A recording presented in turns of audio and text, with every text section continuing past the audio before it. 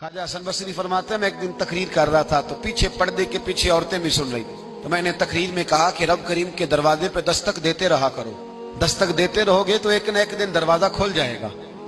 तो कहते हैं तकरीर अभी मैं कर ही रहा था कि पीछे से खातून बोल पड़ी, हसन बसरी इजाजत हो तो कोई बात करूं? तो मैंने कहा पाक बीबी कर लो। कहने लगी क्या दर्श दे रहे हो कि अल्लाह के दरवाजे पे दस्तक दो कभी न कभी खोल ही जाएगा। कहा हाँ। कहने लगी मुझे ताज्जुब हुआ है तेरी बात सुन के। आपको क्यों ताज्जुब हुआ? कहने लगी वो खातून मार्फत इलाही के उस मकाम पे थी। कहने लगी हसन बसरी पहले ये बता रब करीम का दरवाजा कभी बंद भी हुआ है? खुलवाएंगे तो उसको ना जो पहले से बंद होगा, और जो खुला हुआ है, जो खुला हुआ पिछली राती रहमत रब दी करे बुलंद आवाजा बख्शिश मंगन वाले कारण खुला जे दरवाजा।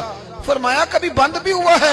हजरत बीबी राबिया बसरिया सारी रात इबादत करती, सारी रात रब रब करती और फरमाया करती थी मेरा रब। लोगों ने कहा अम्मा तू किस मकाम पे पहुंची है?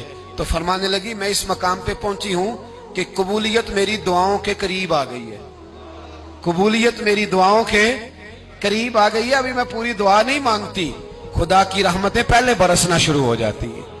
आप गई हुई थी हज करने, हज से वापस तशरीफ लाई, तो जिस दिन आप वापस पहुंची ना बसरा में, आपका ऊंट फौत हो गया।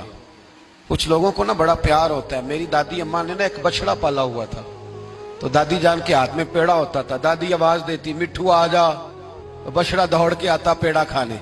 प्यार होता है ना। हमारे यहाँ देहातों में तो जानवर घर के फर्द बन जाते थे। भैंस का दर्जा इसी तरह होता था जिस तरह घर के एक फर्द का है। अगर कभी भैंस किसी की मर जाती तो सारा घर रोने लग जाता।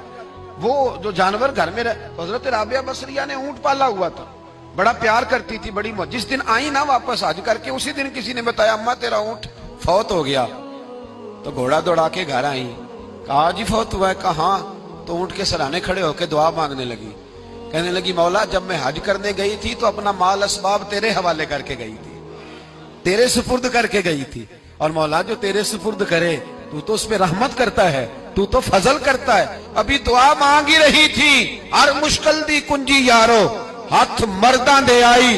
अभी दुआ मांग ही रही थी, एक आदमी चिल्लाया, कहने लगा अम्मा जी लोगों को गलत फहमी हो गई है, ऊंट मरा तो नहीं, वो तो जिंदा है, वो तो पैर ही ला रहा है। ऐसे ही गलत फहमी हो गई, सोया होगा, बेहोश हुआ होगा, जिंदा है। जनाब राबिया बसरिया रहमतुल्लाह ताला अलैहा सजदे में गिर गई, फरमाने लगी ऊंट जिंदा था या मुर्दा था, एक बात सच्ची है कि मेरा रब बड़ा करम फरमाने वाला है, मेरा अल्लाह बड़ा गफार है, मेरा रब बड़ा मेहरबान है, वो बड़ा ही रहमत करने वाला।